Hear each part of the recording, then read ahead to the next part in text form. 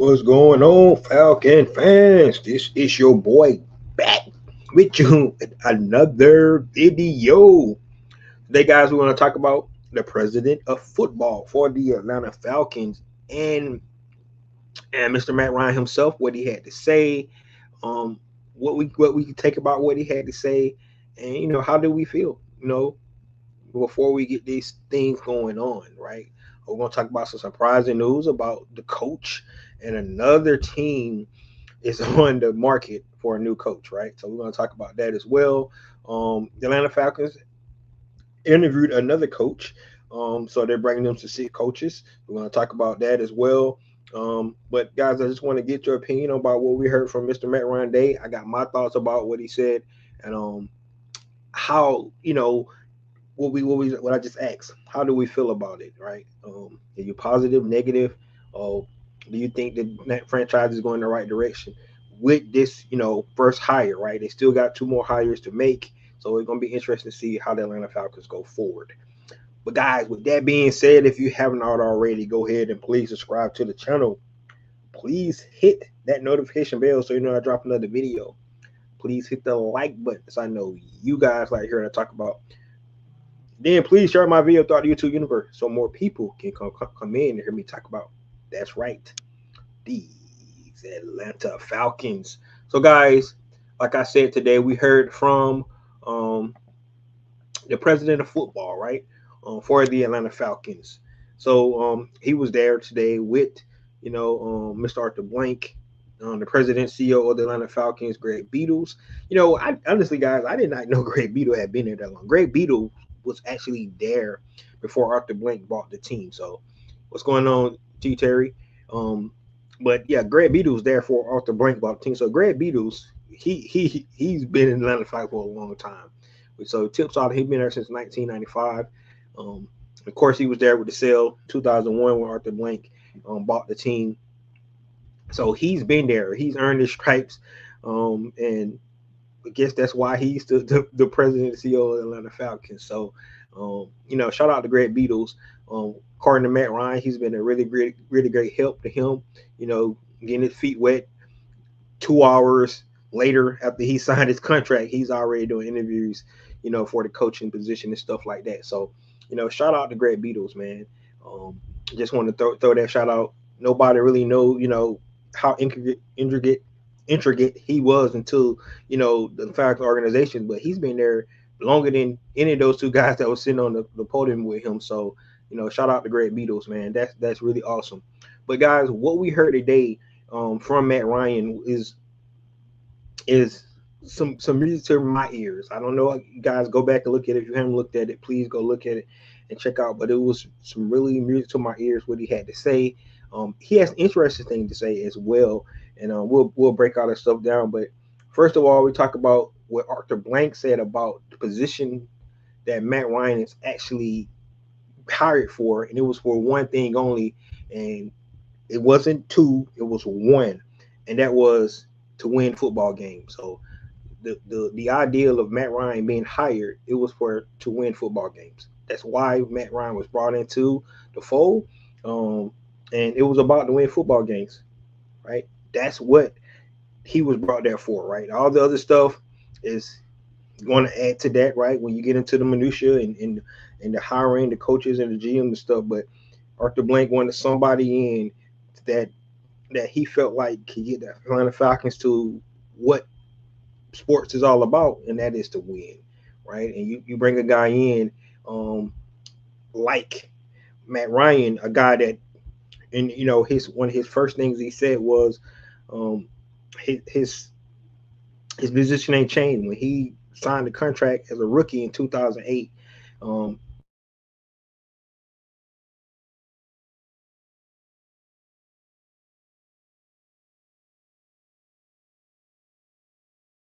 Thinking about that, uh, his position is about winning. His mindset has not changed when he signed a quarterback in 2008 to coming in to be the president of football in 2026. So there you have it, guys. That's one of the things that Arthur Blank talked about. Um, My Ryan Jobs completely is about hiring the next coach and the next GM for this Atlanta Falcons team, right? We talked about trying to find that coach and that GM that share the same vision, right? Don't want it. He don't need to be somebody to have, um, you know, synonymous together. They have to do how to think the same, how to group think, thought, or whatever. Just don't want somebody that be polar opposites on both sides of the spectrum. How you think you should build a team, how you should build an organization. You want somebody kind of in sync to how they think the football team should run. So they actually interviewing coaches and GMs, pretty much synonymous together, right? They trying to build this thing. So when they bring in a coach, they kind of try to bring in a GM at the same time. Somebody, two guys can come in and put this thing together. Not necessarily looking for an offensive minded coach, right? And we talked about that yesterday because if you look at all the guys they interviewed so far, yesterday they had only interviewed two offensive coaches. That was great, Kevin Stefanski and Clint Kubiak. They now have added in Mike McDaniel and Mike Tomlin as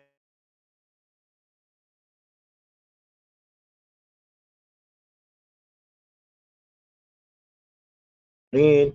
So when you look at that, is not necessarily offensive minded coach. He actually referenced Kirby Smart when he talked about that.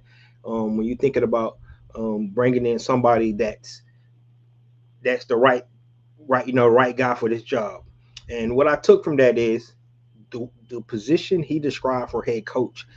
It kind of reminded me of, you look at a guy like a John Harbaugh, right? It's not necessarily somebody that's come in and have to be scheme driven, right? Or this is how I run my defense, this is how I run my offense. No, he wanted somebody to come in that could build a team, somebody that could put a good coaching staff together, somebody that's respected by the players, you know, bringing the whole organization together as a coach. That's somebody that he wanted to bring in. And then right here, Matt Ryan is going to hold people accountable for action. So this is interesting, right? Because I counted, right? The accountability word came up like 4 or 5 times. And it was specifically from Mr. Arthur Blank, right? And what I mean about that is when you look at Arthur Blank, right, and you think about the decision he made last week when he got rid of Raheem Morris and Terry Fontenot, it's about accountability, guys. Those consultants, when they came in, right, over a few months ago, when they came in and they did a health of the organization and see where it was, I can guarantee you when they came back to Miss Arthur Blank, it was all about these are the things that's happening, but nobody being held accountable for them, right? And Arthur Blank specifically, one of the things that really caught me, he said he want a coach to come in to hold his coaches accountable as well, right? And that's the biggest thing. Like when Matt Ryan talks about he wants somebody to bring the whole organization together, I think Raheem Morris had those traits. He had those traits. He was somebody to come in. He was a well liked guy. He was respected by his players. He really you know brought in everybody, the media as well. He was really you know I just like the way he had guys to be welcoming. He welcomed in everybody. That's the way Raheem was. The problem was the accountability piece. That's where he failed, man. And when you listen to Mr. Arthur Blank, that's where I think when because I said he mentioned it 4 or 5 times, he mentioned about accountability. And then Matt mentioned it. He said the thing is when you got issues and you identify those issues, you need to fix it right away. Right? Why let the issues linger over and over again? If you look at our special team this year, right, we had kicking issues, and we had coverage issues, we had field goal block issues, we had return, kickoff return issues. We had so many issues, and it was identified, but you didn't do nothing about it. You didn't hold anybody accountable, right? You want to get rid of the players, right? So you let go of players. You let go of assistant coaches, but you're not letting go of the people that's in charge of those specific areas and hold those guys accountable for it, right? And that's where, you know, us as fans, we can see it and we can see the issues going in, but then when you come into the press conference, you make excuses and but it's not getting better, right? And some of those issues that lingered over time and time again was the reason we was losing football games, but you're not holding people accountable. You have to identify those issues. And the fact that Arthur Blank mentioned it by 4 or 5 times, just let you know that that wasn't being done before. So when they're going out to find these new coaches and these in the GM, they're going to be able to utilize that to hold those guys accountable. I thought that was really, really telling, really, really interesting how they laid that out, and it's going to be interesting who they hire, guys. It really is.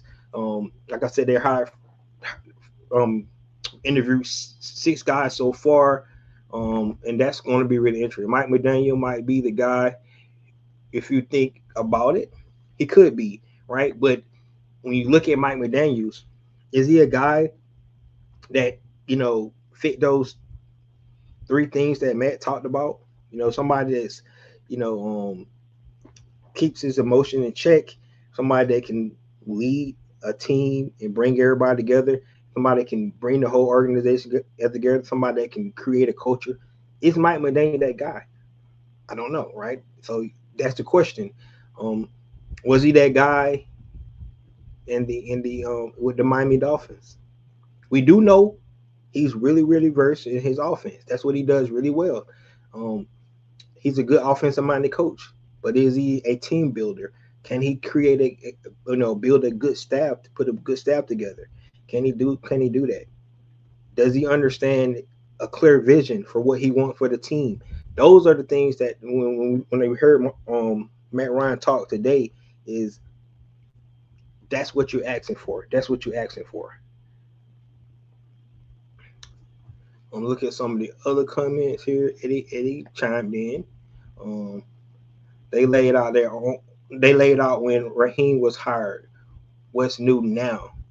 Like I said, Raheem, the thing that different from what Raheem, because Raheem is what Matt Ryan explained today, guys.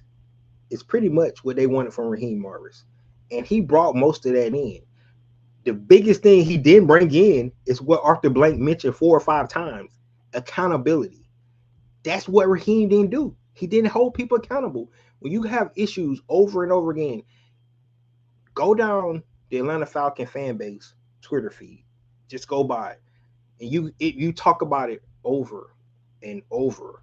The same thing. We was talking about the same issue week in and week out, week in, week out. We're not even football guys, right? We don't do game plans. We don't sit there and study the film over and over and put in game plans week in and week out.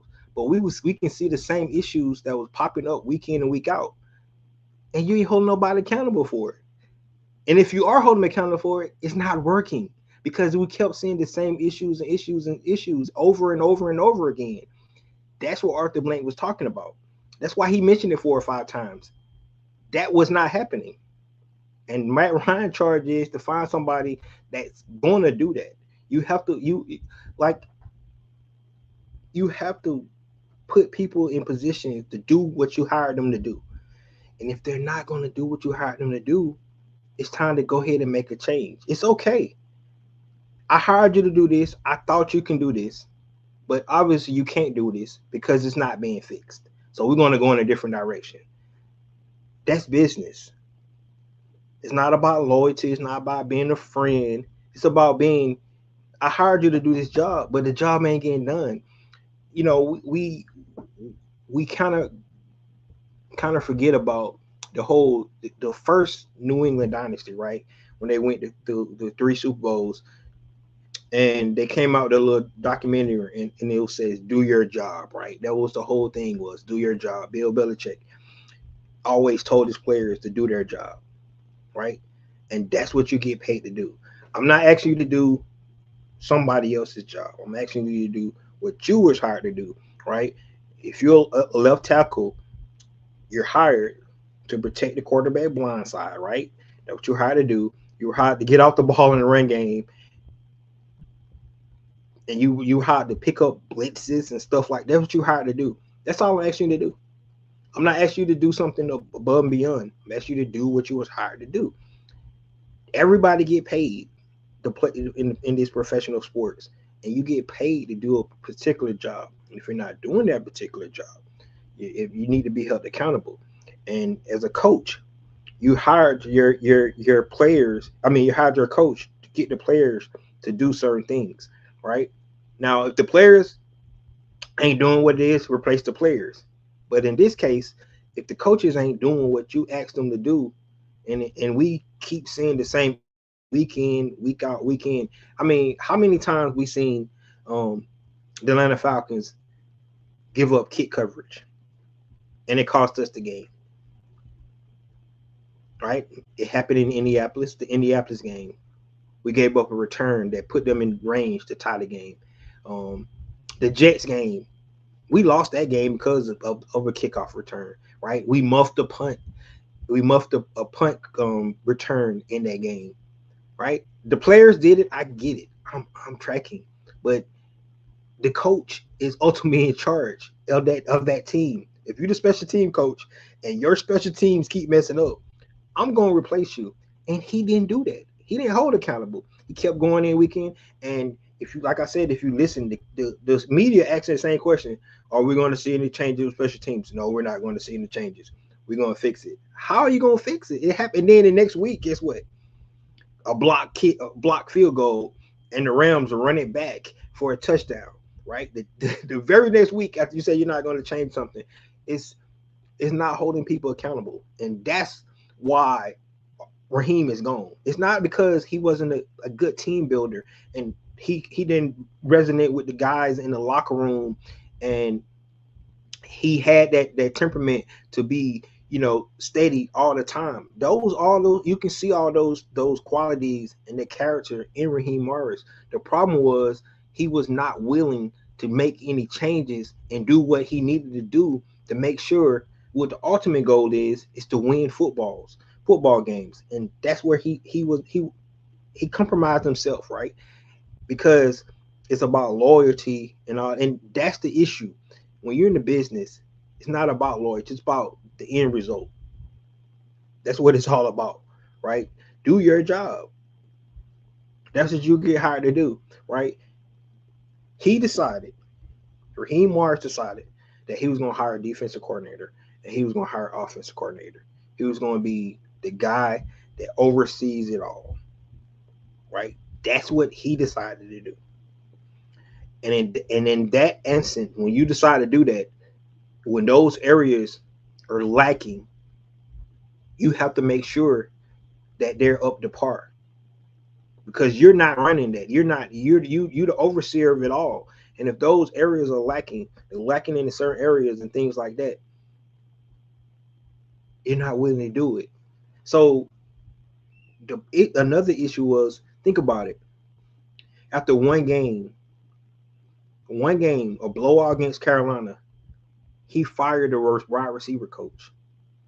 It had nothing to do with performance, and that's what he said. It was personality driven, disagreement with the coach, player. I don't know what the total agreement was. We probably would never know what actually happened, but it had nothing to do with performance, because it's in 1 week time. The performance, when you win a game in Minnesota against the Minnesota Vikings, then the next week you get blown out against the Carolina Panthers, and then you fire the wide receiver coach and you said it was performance based, right? That's what he said. So he lying, because it's no way in 1 week time it's performance based. You had disagreements, personality and stuff like that, right? Because one of your coaches decided to disagree and you decided to make a change there. And then look what happened after that. Only one receiver excelled the rest of the season, and that was Drake London. You get rid of Ray McCloud. We don't know what happened to Darnell Mooney, right? You start to have Casey Washington, who was going through training camp, being that second receiver all through training camp because Darnell Mooney was out, and then all of a sudden Casey Washington's getting inactive, and you bring in David Steele, right? It doesn't make any sense whatsoever, right?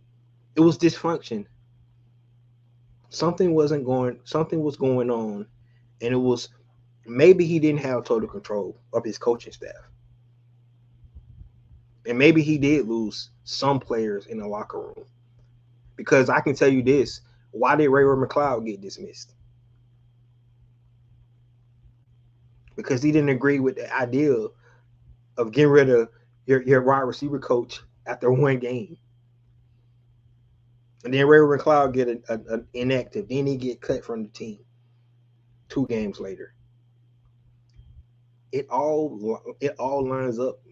The reason why we're in this where we're at today. That's why where we're at today, right? Let's see here. Got some more comments here.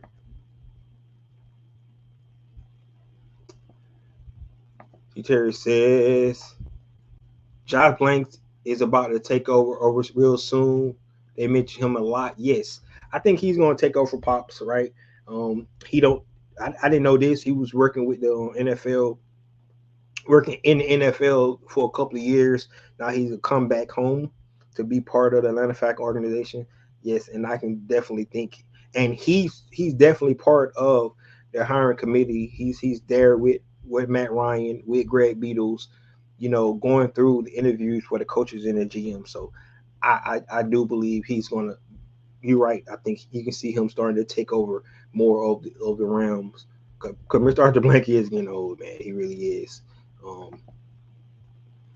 And said basically you're looking at the face of a coach, but they have failed miserably in that last decade and fired based on statistics. Just saying.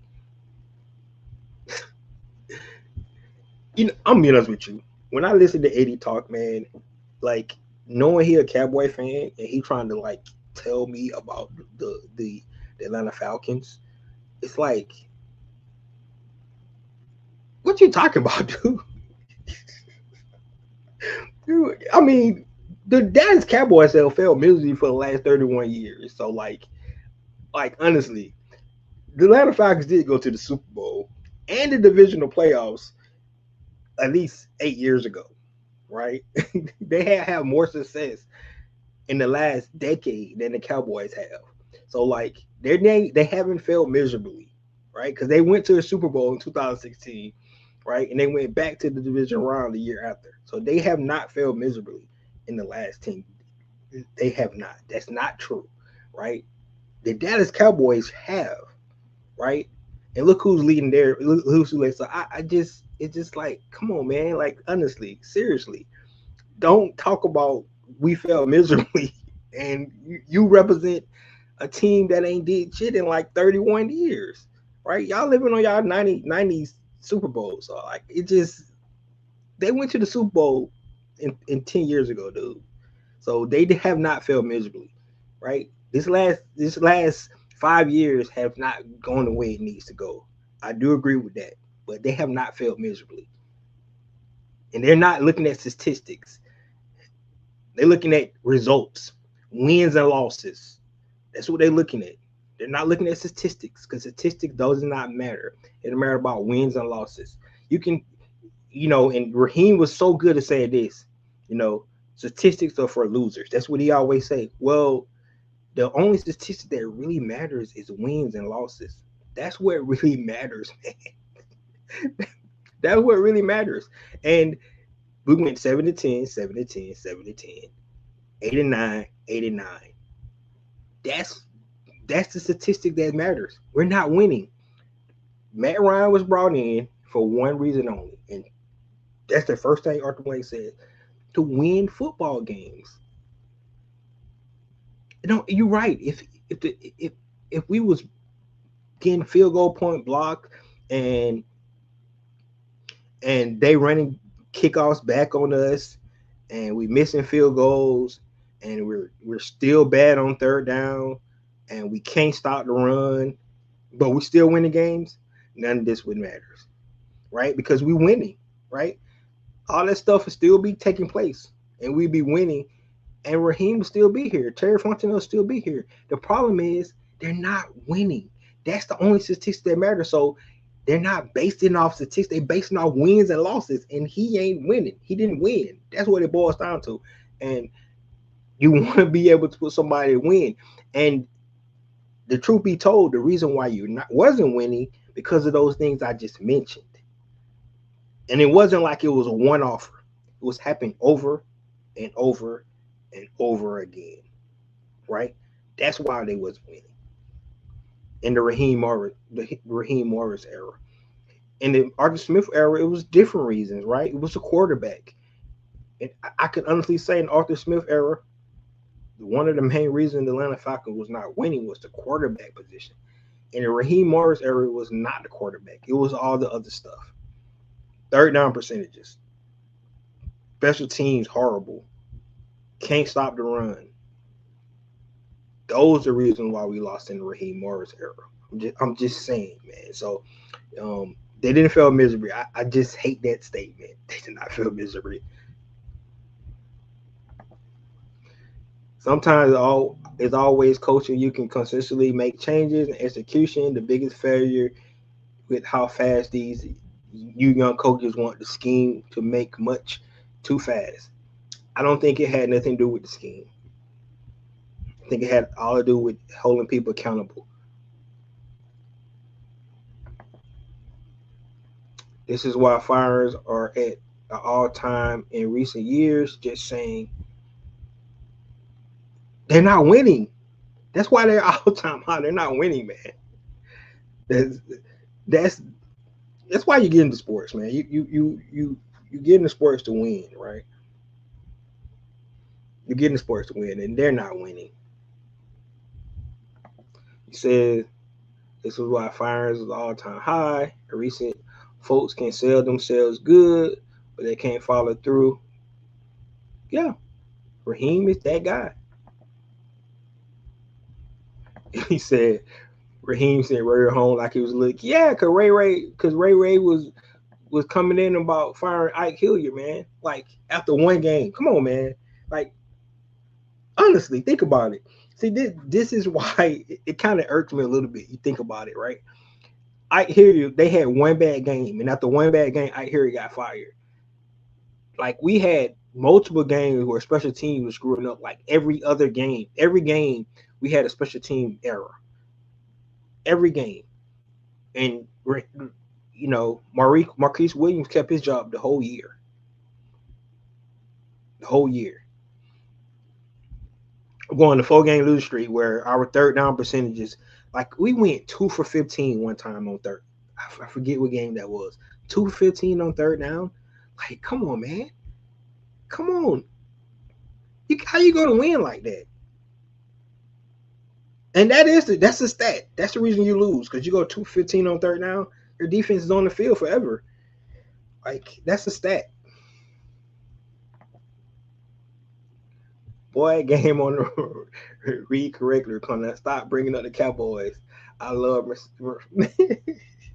No, I'm just saying. You said we felt miserably. I brought up the Cowboys because you said we very miserable. I had to throw your Cowboys in there because they failed miserably over 30 years. Ain't even been an NFC Championship game. Raheem needed a scapegoat, and that's all. He definitely did need a scapegoat. He should have fired Zach Robinson. He should have fired Marcus Williams. I guarantee you, if you'd have made them decisions, he'd probably still be the head coach today. You said what organization does hire people to win? You're right. Does not hire, but yeah, exactly. That's what they do. They hire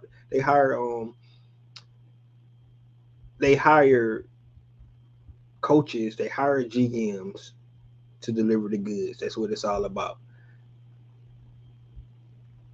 Oh, you said that the coaches failed miserably. Yes, my bad. If that what you meant, I'm sorry I went on your Cowboys. If you were talking about the coaches failed miserably, yes, the coaches have failed miserably to deliver the goods. And that's why this change is there. I'm glad you corrected me if that was the case. Sorry about that. All right, guys, what I really want to do is it's one thing that it's actually a quote from Theodore Roosevelt, and I actually got it on my signature page when I send emails and stuff out. And I always liked this quote, right? Because when I think about leadership and I think about what the president of football, Matt Ryan, is kind of putting himself in, is this is where Matt Ryan was put in place to be, right? They made sure they emphasized that it was not to put him in place to be the GM. He was not put in place to be the coach, right? He's not there for those reasons. Arthur Blank made it. He said something in his press conference last week where he said that yes, he is the owner, but he know what he doesn't know, right? That's why he brings somebody in to do that knows football in to put in that position, right? Because he want to make sure that when he hire when the person that hires the new coach and GM, they understand that they can talk that football speech. Arthur Blank admits he don't talk football, right? That's why he hired people that put in place to talk football, right? But Matt Ryan wasn't put in place to make sure that scouting and bringing in transactions and things like that. That's not why Matt Ryan was brought in. He was brought in to find the guys that do that really well, right? And he, after Brian mentioned that, find the best of the best, right? So you're trying to find the best GM to be the GM, right? You're trying to find the best head coach to be the head coach. They want to make sure that the candidates that they're interviewing understand that Matt Ryan is there to be over that, to make sure those guys are doing what they're hired to do, right? That he wants to hire the correct GM. He wants to hire the correct coach. But he wants those guys to do their job, what they was hired to do. That's what it boils down to. And this quote here, in my estimation, speaks to that. And it speaks about leadership all day. Hold on, let me pull it up here for you. And it says the best executives is the one who has the sense enough to pick good man to do what he wants done and the self restraint to keep from meddling with them while they do it. Listen to it, guys. The best executives, they have the sense enough to pick the right people. The right people to do what he wants done. The overall key here, we wants to win, right? So he picks the right people to get what he want done. But then he have the self restraint to stay out of the way. I hired you to do your job, so I'm not trying to be the GM. I hired you to be the GM, so I want you to pick your staff to make sure that when we put the right team together, along with the collaboration with the coach, that's what you're going to do. And then once we put those people together, I want the coach to go out and coach those guys to get the end result, which is a W, right? And build this culture where it's all about winning. But I'm not meddling. I'm not gonna get in your way so you can do what you need to do. Right? That's why I like how Arthur Blank structured this. And they emphasize and they make sure that they his position, Matt Ryan position, is not to be the GM. It's not to be the coach. It's somebody that's gonna make sure that you put people in place to do those things and to do those things well. But I'm not meddling unless you make me meddle, right? And how you make me meddle because you're not doing what you was hired to do, right? That's where it really boils down to. One thing that Matt Ryan said is that once you see a problem, identify the problem and you fix the problem. You don't let it linger and let it get worse and worse and worse, right? Look at the Green Bay Packers, right? They had been, you know, through the season losing leads at in the games, right? And what happened? It reared its head right? The last time they played Chicago, they had a lead, they blew it. Come back in the playoffs, they had a lead, they blew it. The Baltimore Ravens was a team for known. Matter of fact, John Harbaugh was known for giving up leads. I think he had gave up the most leads in the last couple of years in the fourth quarter, right? Those are trends that you see. You identify issue and you fix it. And when you get to a point where it's not being fixed because of stubbornness or you get complacent and stuff like that, it may be a time for a change. And that's what was happening with some of these coaches that get let go because it's time for a change because issues been identified and it's not getting better, right? So you put the right people in place to do it. You stay out their way and let them do it. But then if they don't do it, you need to make a change, right? This quote is from Theodore Roosevelt. This is not my quote. It's from one of our old presidents, Theodore Roosevelt. And I always liked it because, I hate when people hire you to do a job and then they try to micromanage you and don't let you do your job. And then when it don't work, you be like, because you've been on my shoulder the whole time. Like, or do you want me to do the job or do you want to do the job, right?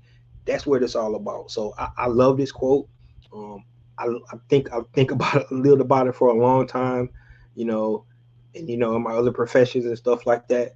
But I think it means a lot when you think about the position that Matt Ryan put himself in, um, coming back to be the president of football for Atlanta Falcons because he emphasized it over and over again that he's not the GM, he's not the coach, but he's making sure those guys doing what they're hired to do, right? And I like that because whoever the GM is, you still it's your job to put the best team on the field, give the coach per se the groceries, you know, to go out and cook like he need to cook, right? That's what it's all about. And hopefully, he can find the right candidates. So once again, if you guys want to take this quote, and that's cool with me. But like I said, that was one of my favorite quotes that I actually had a lot, and I think about it because this is what you want in a leader, especially when he hires you to do a job. You want him to get out of the way and let you do your job, right? And that's Matt Ryan's position. That's why he's here. He's job is to pick these people, put them in place, and then pretty much get the hell out of the way and let them do what they're supposed to do. And if they need his help, he can assist in any manner he needs to. Um, so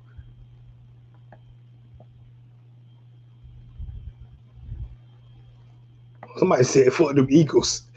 That's right, for the Eagles. I really don't have nothing against the Eagles, man. I don't care. I don't care. Only thing I kind of respect the Eagles, man, because they drafted a lot of Dallas Cowboys. I mean, Dallas Cowboys, a lot of Georgia Bulldogs, right? They drafted a lot of Georgia Bulldogs, so I kind of like the Eagles. They kind of the Georgia Bulldogs of the NFL. If you look at their roster, so I kind of like the Eagles in that standpoint. But Eagles made change today as well. They got rid of the offensive coordinator. Um, it don't seem like he's going to actually, you know, be out of the organization. They say they might move him to another role, so that's going to be interesting how that works out. But they decided to get rid of the offensive coordinator. So some of these coaches, guy like Mike McDaniel, right, and Clint Kingsbury, those guys, if they don't get head coaching jobs, you can see those guys definitely being offensive coordinator somewhere. You know, Tampa Bay need an offensive coordinator. They interviewed our former offensive coordinator in Zach Robinson. Um, the Baltimore Ravens going to need a new offense. All the new teams that got coaching positions probably going to need new offensive coordinator. So, um, these guys that got fired at his coaches that got some brilliant offensive minds like a Cliff Kingsbury, like a Mike McDaniels. Those guys, they don't get a head coaching job, they'll probably be offensive coordinator somewhere. We know Mike McDaniel already interviewed for the Detroit Lions offensive coordinator position, so we'll just have to see how that pans out for those guys. But it's going to be interesting to see how this coaching side could go. Unfortunately, like I said yesterday, I think we're going to have to wait until um, John Harbaugh get hired. We got to wait till John Harbaugh get hired.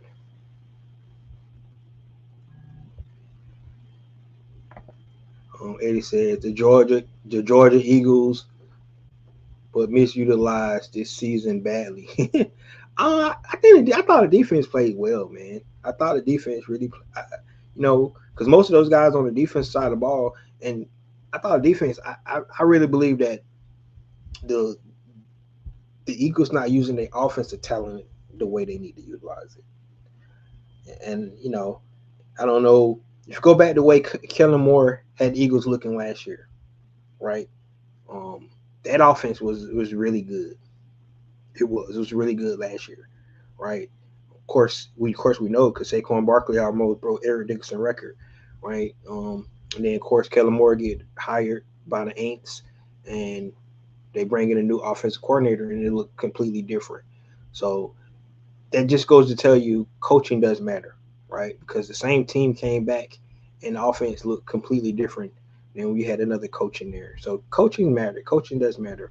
That's why you look at the Atlanta Falcons, and everybody wants to already give up on the quarterback, but maybe if you get a coach in there that can coach him up properly, um, you can see a whole different side of the quarterback, and maybe the offense can get to where it needs to be. So those are some of the things. Hopefully, whoever the new coach is can see that and bring that in. Um, One thing we didn't talk about today, and that's Mike Tomlin. Right? I did not bring Mike Tomlin up, um, and it was for really one reason and one reason only, is because yes, he did step down. And I'm gonna be honest with you, when I first seen he step down, my first thought was Atlanta Falcons just go ahead, stop all interviews, and offer Mike Tomlin the job right away, because the guy that Matt Ryan described when he talked about who he's looking for as a coach, he described Mike Tomlin, right? He described John Harbaugh, right? Those are guys he described, guys that can build teams, you know, that build culture for years, be able to put a staff together. Both of those coaches done that for almost 2 decades, right? So when he described the who he was looking for as a coach, those are the first two guys I thought about. Both of those guys, 100%. Like I said, and then Mike Tomlin come in, I'm like, yes, like stop all interviews, call Mike Tomlin, because you already made all the running rules and all that stuff. Call Mike Tomlin and be like, hey, do you want the job? You hired, right? And you don't even know what. Hey, just do what you need to do. Bring your staff in. Hey, we trust you, right? Um, but unfortunately, that's not the case because he stepped down. Um, the Pittsburgh Steelers still own the rights to him, so it'll be more like a Sean Payton scenario where um, they would have to trade for him, and the Falcons have to give up something to get him. And in that case, the Falcons don't have nothing to give up, man. They just don't, right? They only got like 5 draft picks. They don't even have a first round draft pick. We all know that. They need to build their team out, so they can't be giving up draft picks to go get the coach. It would be nice, but you know, I don't. I know we're not getting one of our young talented players or nothing like that. We need to keep all we can keep to keep Mike Tomlin. I mean, to keep our team where it's at. Right, it's a young, promising team, upcoming team, but we don't need to be giving up draft capital and stuff like that to get him. It would be nice if he just, they tell him he can leave, and they don't have rights anymore, and he can go. He want to go. However, I just believe that Mike Tomlin is going to sit out a year. There's been talks about that, him going to do TV and things like that, and maybe he need to take a break. 19 seasons as the head coach. Maybe he need to take a step back, and look at the landscape of the NFL before he gets right back into coaching again. Um, you know, it's a lot of different reasons why he stepped down. One of the reasons because you know this report about Josina Anderson was saying that he didn't feel appreciated anymore. With the team, so that could be the case. We heard other things saying that he wasn't ready for the rebuild. Right? If you look at the Pittsburgh Steelers, um, they are an older team, right? Cam Hayward, T.J. Watt is not getting older. Jalen Ramsey, you know, a lot of those guys are getting long in the tooth. So when you look at that, you know, is he willing to sit back? And the biggest problem, in my opinion, that Mike Tomlin had is his own success, right? He was good enough to always not be picking in the top 10, for he can get a young quarterback to come in to groom. So, they never fixed that quarterback position after Roethlisberger, whatever his name, I can't think his name, um, Roethlisberger, right? Retired. They never fixed that position. They tried. They brought in Kenny Pickett, Mason Rudolph. Of course, they went with Justin Fields. Of course, this year Aaron Rodgers, and none of those things panned out for them. So, um, I think they're in a rebuild mode now, right? That's really the direction they should go in, and they should probably be selling a little bit, right? Guys that's long in the tooth, like a T.J. Watt, like a Cam Hayward, those guys, Jalen Ramsey, because at this point, it would be smart for them to kind of just go ahead and start the rebuild, right? Um, think about the Pittsburgh Steelers since 1969. They only had three coaches, man. So they don't even know how to, you know, to build, to search for coaches because they haven't had to do it that many times, right? Um, and I anticipate them bringing in a coach that can build teams and be ready for a rebuild and find another Mike Tomlin. We talked about a couple of guys yesterday that Atlanta Falcons interviewed, guys like Anthony Weaver, guys like Aiden DeRay, um, those young guys like that can go in and maybe be, um, the next Mike Tomlin, right? We all know you pick Mike Tomlin, who never had any coach experience, came in. His interview blew the socks off, the Roonies, and they made him a coach. And look, 19 years later, he's decided to step down. So, um, but that organization in itself, which adds another team that need a coach now, which brings our total to 9 vacancies, right? And I just hate to say it, man. The longer you wait, the the less likely you are to get the top candidate you want because some of these jobs are more attractive than the others. Now we know for a fact that I don't think the Steelers job is that attractive. I really don't, because they don't have a quarterback. They got a little older, aged team that's there. Um, they need to rebuild.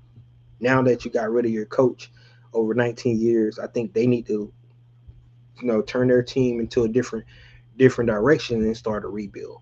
Right. So a coach come in there, and like I said, you get a young coach come in and be willing to rebuild with that guy. Um, that's the direction they probably should go. Um, but then you got teams like the Raiders who got the number one overall pick. Um, I really don't know the Raiders cap situation. I have to go look at it. Knowing that you're going to draft a quarterback there, a coach coming in willing to have his pick of the quarterback and build a team with the young quarterback going forward, right? And like I said, depending on what cap space they got, can they build a solid roster? We know the Tennessee Titans, it was reported they got over $100 million in cap space, right? They already got their quarterback in tow. And they could actually put a nice team together, right? With that much cap space. So Tennessee's there. The New York Giants, we know they feel like they got their future quarterback in Jackson Dart, right? So there you have it with that coaching open vacancy. The probably most attractive is with Lamar Jackson. with the Baltimore Ravens, right? They have a 2-time MVP there, quarterback, still, still in his prime. So you could use that. That might be the most attractive. You got the Arizona Cardinals. They got a quarterback dilemma. What they're gonna do with Kyler Murray. Um, the Cleveland Browns. We know their quarterback situation. They got Deshaun Watson still there. They got two rookie quarterbacks that they drafted. They're picking number 6 overall this year. Um, it's no quarterbacks probably in this draft that they would pick at number 6. Because after Mendoza goes probably at number 1, um, you won't see another quarterback going that quick. They got another pick in the 20s, right? Because they got the other pick from Jacksonville.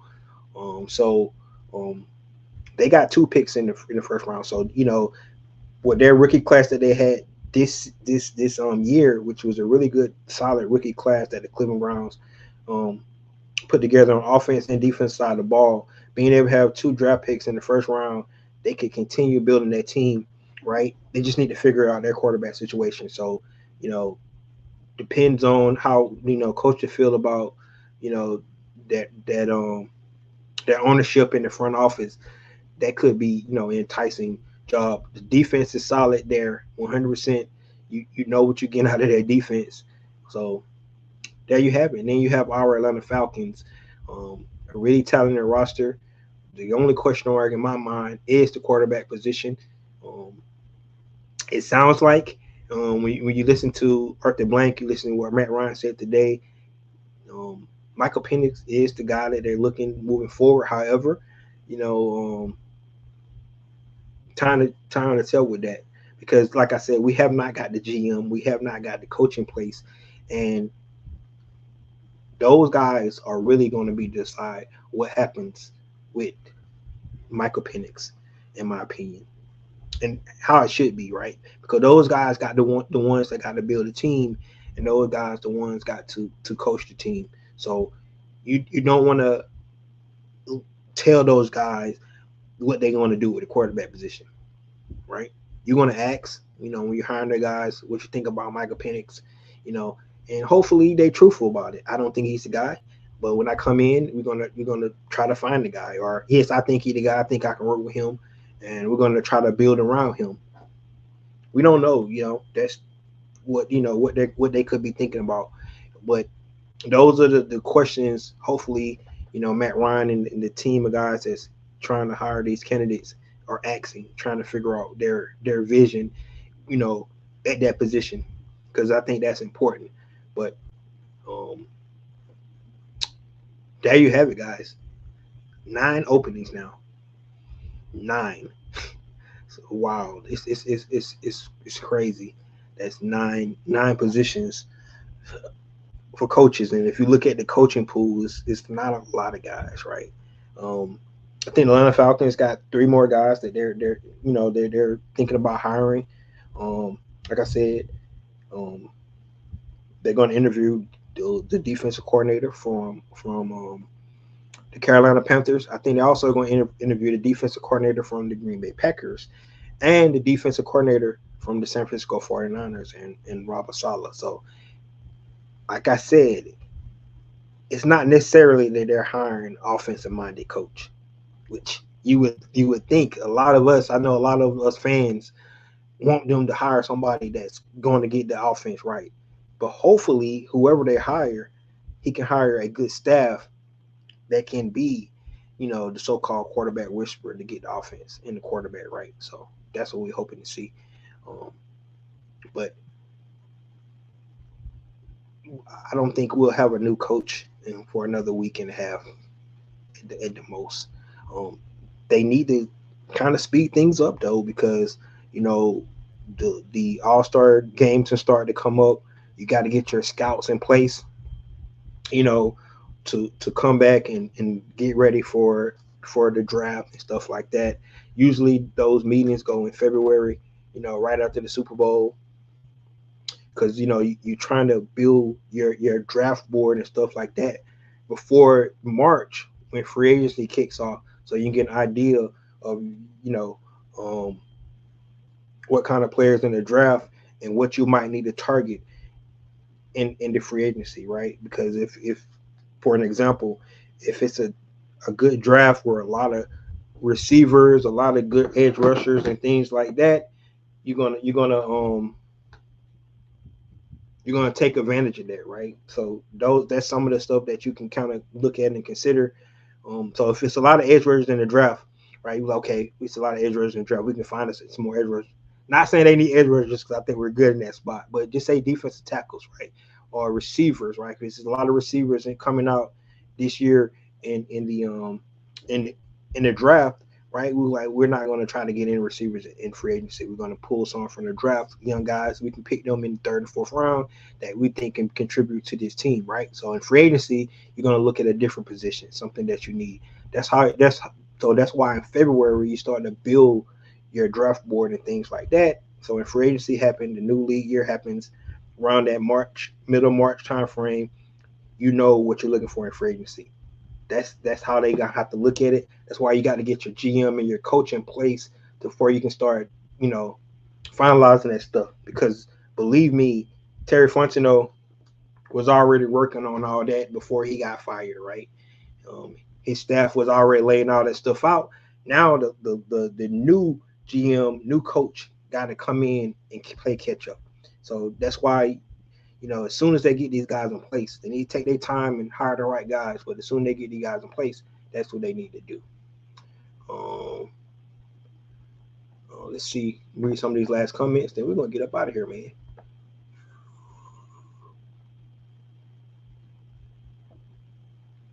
You said you keep saying Harbaugh. I hope you know that New York Giants met at his home this past weekend, and he's highly interested because of Dart. Yeah, but he ain't signed. Like you can meet all you want, but if you haven't signed the contract yet, that means you're still looking at other teams, right? Because if he was sold on that meeting, the interviews would be over. So the fact that he's going to talk to other teams, that means he's not 100 completely sold, right? That's what I'm saying. Because when you come in, like if it's a done deal, he wouldn't talk to anybody else. Um, I agree, higher tone so he can bring Arthur Smith. Arthur Smith is not coming, man. And I can tell you right now, they bring Arthur Smith back, man. That'd be freaking insane. Even though Arthur Blank said he's not going to meld it with his staff, man, that'd be crazy though. Um, they actually pay straight cash, not a draft pick. Just look it up. There's a different scenarios for draft picks compensation years later. Okay, they pay cash. Arthur Blank probably can do that then. My light keep going out, guys. I need to charge it again, so get up out of here. Do you think Matt want Kurt back? No. That's why he didn't even mention Kurt. You noticed that, right? They did that deliberately. Um, it says Raider got the second most cap space. Continue to build. See, there you go. Right. That's why I say it could be a trading job. They're gonna have their young quarterback. They got a lot of cap space. They can build a team out. Um, Tennessee has the most cap space. Yep. So those two jobs, like I said, for coach coming in, especially for the young coaches, right? They come in. Um,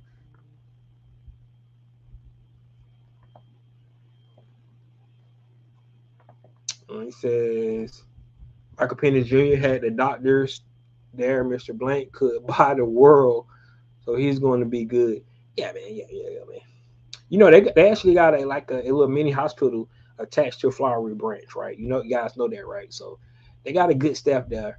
Um, so they're gonna make sure that you heard Matt Ryan say he walked by the gym and Michael Penix Jr. was already in there, doing his rehab. He's gonna be ready, guys. Just don't know when he's gonna be ready, and that's really gonna determine, you know, also the direction this team goes in at quarterback position. How far along is Mike, and will he be ready for training camp? They already know who they like has the new GM. He still is in the playoffs. Yeah, that's what they said. But then they said they kind of threw me for a loop where they said that ooh, what's that? What's that? Ooh, shit. That's crazy. threw me for a loop today when they said that they haven't did any GM interviews yet. So we'll see, man. All I know is I think you're gonna hear the GM and new coach hire probably right within like a day or so, a day apart when you hear about it, because they did say they're doing these hires concurrent, right? So they're trying to do them at the same time so they'll align together. That's what Arthur Blank mentioned. So we'll definitely get to see that play out. But I do agree with you. I think the GM is probably still in playoffs. I still think it might be Ian Cunningham, right? But we don't know. We really don't know, man. We don't know how those other guys impressed that came in and interviewed for the president of football, and we don't know if um, there's any other candidates that we haven't heard of that somebody might be looking at to be a GM to come in to run a team, right? So I can't wait to see who it turns out to be. These are exciting times because this is new for the Atlanta Falcons. For the first time in so many years, um, we got new leadership up top. Size. Of course, the owner's still there, but new leadership at top all the way. Even back, far as back as Thomas Dimitrov, because even when Thomas Dimitrov was here, Rich McKay was there. Um, but he's no longer in the mix as well. So this is completely new leadership. You got Matt Ryan, you got Josh Blank that's back. Um, so it's some good things that's going on here. Good things that's going on here. Um, well, there you have it, guys. Let me know what you think. If you have not seen the press conference from our new president, Matt Ryan, take a look at it. Um, you know, let me know what things you took away from it. From what I took from it was that his main goal is to come in to help the Atlanta Falcons start winning game, and he's trying to put the right GM and coach in place to do what they're supposed to do, right? Um, and in essence, it will be on him, right? Because if you don't hire the right guys, you don't hire the right guys, you know, you're going to be screwed. It's going to be fall back on your head. But if you don't hire the right guys and you realize you didn't hire the right guys, don't sit on it. Make a change. That's how you fix shit, right? Because you never know. You thought you hired the right guy, but maybe it wasn't. So I'm gonna make a change. You're not gonna just live in it and be like, we're gonna roll with you because I hired you. No, I made a mistake. I'm finna fix it. That's how you hold people accountable. Because I hired you to do a job. You told me you can do the job, but you can't do the job. So I'm gonna go in a different direction. That's what Mr. Blank is looking for, and hopefully Matt Ryan can deliver that. Right. Um, I think one thing, the last thing, is what he said was this was the only organization he would have came to do this with.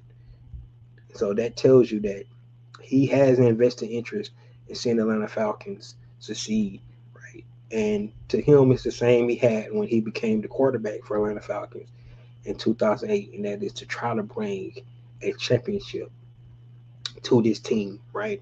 I'll be honest with you, if the Atlanta Falcons can turn into the Pittsburgh Steelers, and I know what I mean by just making the playoffs every year, and don't win, at least we'll have something else to complain about. And that's that would be like, oh, we can't win in the playoffs, but at least we can say we make it to the playoffs, right? And so we can't even say that right now. Um, so that's what I want to see. Um, Steps, we can do it in baby steps, right? If we start turning to the team that makes it a playoff every year, okay, cool.